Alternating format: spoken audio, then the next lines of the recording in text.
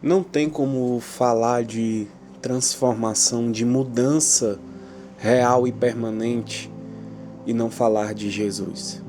Não tem como falar sobre transformação, sobre uma mudança genuína, verdadeira, que ela acontece e ela permanece, sem falar de Jesus Cristo. E nessa mensagem que eu quero compartilhar com vocês, eu gostaria de que você abrisse a sua Bíblia no livro de Atos dos Apóstolos, capítulo 9, versículo 1 em diante, onde o texto ele vai falar sobre Saulo. Saulo, que era um teólogo, digamos assim, um rabino ou mestre da lei, que estudou aos pés de Gamaliel, que era conhecido como um dos rabinos mais inteligentes, que mais tinham conhecimento. Ou seja, Saulo estudou com um dos melhores mestres da lei daquela época. E não tem como falar de transformação e não falar da transformação de Saulo em Paulo. E no capítulo 9, no verso 1, vai contar essa história. A história de Saulo, que respirava ameaças de morte contra os discípulos do Senhor, dirigindo-se ao sumo sacerdote, verso 2, pediu-lhe cartas para as sinagogas de Damasco, de maneira que, caso encontrasse ali homens ou mulheres que pertencessem ao caminho, que eram os cristãos daquela época, que eram chamados de seguidores do caminho, pudesse levá-los presos para Jerusalém. Em sua viagem, quando se aproximava de Damasco, de repente brilhou ao seu redor uma luz vinda do céu. Ele caiu por terra e ouviu uma voz que lhe dizia: Saulo, Saulo, por que você me persegue? Saulo perguntou: Quem és tu, Senhor? Ele respondeu: Sou Jesus, a quem você persegue. Levante-se, entre na cidade. Alguém lhe dirá o que você deve fazer. Os homens que viajavam com Saulo pararam emudecidos, ouviam a voz, mas não via ninguém. Saulo levantou-se do chão e, abrindo os olhos, não conseguiu ver nada, e os homens o levaram pela mão até Damasco. Por 3 dias ele esteve cego, não comeu e nem bebeu. Em Damasco havia um discípulo chamado Ananias. O Senhor o chamou numa visão. Ananias, eis-me aqui, Senhor, respondeu ele. O Senhor lhe disse: Vá à casa de Judas, na rua chamada Direita, e pergunte por um homem de Tarso, chamado Saulo. Ele está orando. Numa visão, viu um homem chamado Ananias chegar e impor-lhe as mãos para que voltasse a ver. Respondeu Ananias: Senhor, tenho ouvido muita coisa a respeito desse homem e todo o mal que ele tem feito aos teus santos em Jerusalém. Ele chegou aqui com autorização dos chefes dos sacerdotes para prender todos os que invocam o teu nome. Mas o Senhor disse a Ananias: Vá, este homem é meu instrumento escolhido para levar o meu nome perante os gentios e seus reis e perante o povo de Israel. Mostrarei a ele o quanto deve sofrer pelo meu nome. Então Ananias foi, entrou pela casa, pôs as mãos sobre Saulo e disse: Irmão Saulo, o Senhor Jesus, que lhe apareceu no caminho por onde você vinha, enviou-me para que você volte a ver e seja cheio do Espírito Santo. Imediatamente algo como escamas caiu dos olhos de Saulo, e ele passou a ver novamente. Levantando-se, foi batizado e depois de comer, recuperou as forças. Somente até aqui. E é justamente isso que eu quero falar com vocês hoje, sobre a mudança de Saulo. Jesus ele não mudou apenas o nome de Saulo a Paulo, mas mudou toda a sua vida, toda a sua história.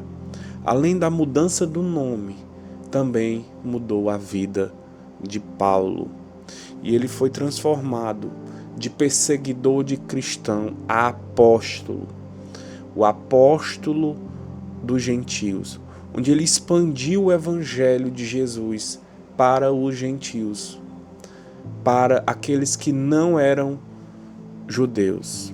Os gentios eram os povos e outros países, outras nações. Quando Jesus ele nos envia para levar o evangelho até os confins da terra. E o apóstolo Paulo foi o autor da maior parte do Novo Testamento, das cartas e da maior parte dos livros que há no Novo Testamento. Ou seja, foi um dos maiores apóstolos de Jesus, expandindo o evangelho para os gentios. E ao falar de transformação, o apóstolo Paulo, antes de se converter, ele foi instruído aos pés de Gamaliel, que era conhecido um dos rabinos mais respeitados do primeiro século. E era um inimigo vivo, um inimigo real, um inimigo genuíno dos cristãos naquela época.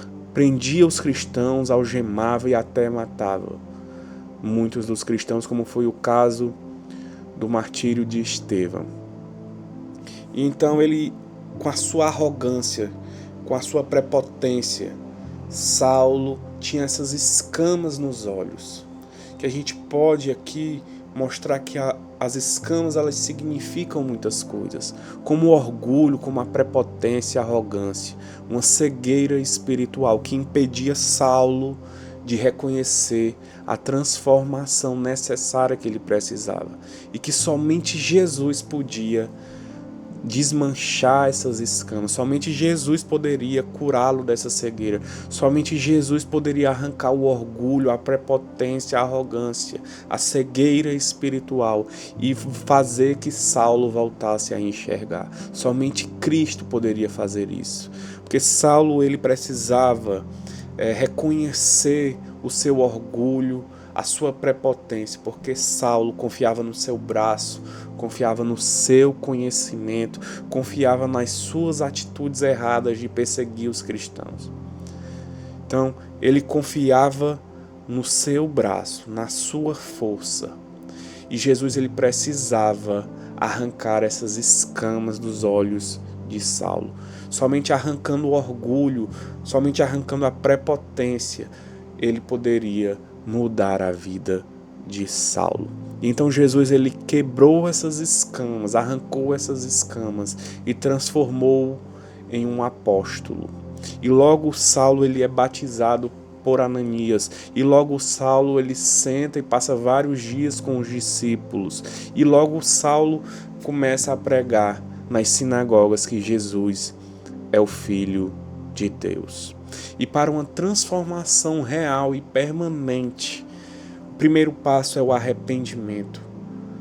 Exige o arrependimento do caminho, dos pecados, das ações, dos hábitos, dos comportamentos. Exige essa mudança, exige esse arrependimento. Exige essa mudança de rota. Se você está indo para um lado e você reconhece que precisa mudar a rota. E às vezes nós precisamos passar por crise. Às vezes nós precisamos, no meio do caminho, encontrar uma luz vindo do céu e precisamos cair por terra como Saulo. Ouvir a voz de Deus e aceitar que Jesus ele venha e arranque essas escamas dos nossos olhos, para que a gente possa recomeçar a nossa vida do jeito certo. E não tem como falar sobre evoluir, sobre evolução, sobre desenvolvimento pessoal e não falar de Jesus. Jesus ele muda aquilo que as nossas ações elas não conseguem. Jesus ele arranca os vícios que às vezes nós como humanos imperfeitos não conseguimos. Isso é chamado de graça, abundante graça.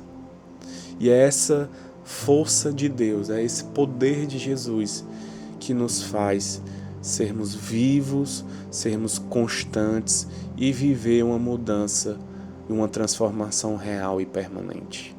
Então, às vezes nós precisamos nos encontrar com Jesus no meio do caminho, porque é Ele quem nos levanta, é Ele quem nos guia até onde devemos ir, e é Ele que nos guia a receber oração, e é Ele que nos guia na cura, arrancando as escamas dos nossos olhos. Então, para uma transformação real e permanente, é necessário um encontro com Jesus. E é necessário permitir que Ele arranque as escamas dos nossos olhos. E Ele nos cure, nos liberte e nos transforme. A restauração ela vem e ela é real e permanente pela graça de Jesus, pelo seu amor incondicional e incomparável e pelo seu poder. Então, eu chamo a sua atenção neste momento para que você possa permitir que Jesus, em forma de luz vinda do céu e uma voz, como a voz de muitas águas, se você permitir que Jesus arranque as escamas dos seus olhos e inicie a transformação na sua vida, eu tenho certeza que a mudança ela vai ser real e permanente. Então, essa é a mensagem que eu quero deixar para você sobre não tem como falar de desenvolvimento pessoal e não falar de Jesus. Não tem como falar de evolução pessoal, de mudança de rota e não falar de Jesus. Porque Ele faz aquilo que nós, como seres humanos, não conseguimos fazer. Ele faz por nós, tudo podemos naquele que nos fortalece. Porque é Ele que tem o poder, é Ele que tem o amor, é Ele que tem a graça, e é pelo sacrifício dele na cruz que nós temos a vida e a vida com abundância. Então eu quero deixar essa mensagem para você, que você possa refletir, você possa depois ler com calma a história de Saulo, que se transformou em Paulo. Atos capítulo 9 e Atos capítulo 22. E guarde essa mensagem no seu coração. Em nome de Jesus. Amém.